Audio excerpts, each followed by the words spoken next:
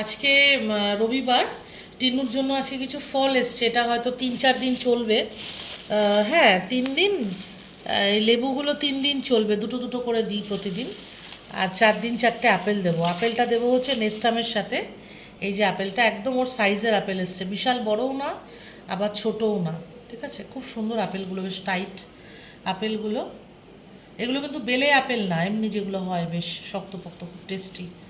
এই যে আপেলগুলো, ঠিক আছে, খুব সুন্দর। তো এই হচ্ছে টিনুর ফল এসছে, মোটামুটি 3-4 দিনের ফল আছে, এরপরে আবার নেক্সট ফল আসবে। এই কালকে কাঁঠালি কলা লেবু শেষ হয়ে গেছিলো, এই সপ্তাহে খাবে লেবু। লেবুটা সবসময় দেওয়া হয়, তার সঙ্গে খাবে হচ্ছে আপেল। আপেলটা দেবো নেস্টামের সাথে, যেটা কিনা সেরিল্যাকের পরিবর্তেও খায়, রাইসের আমি দেখিয়েছিলাম। আর লেবুটা এখন এই মাত্র ভাত খেয়েছে 12:30টার সময় দুপুরে, এখন 2টোর সময় লেবুর রস দিয়ে ওকে ঘুম পাড়িয়ে দেবো। আবার বিকেলে যখন ঘুম থেকে উঠবে তখন দেবো হচ্ছে আপেলের সাথে নেস্টাম, 5টা 5:30টার সময়।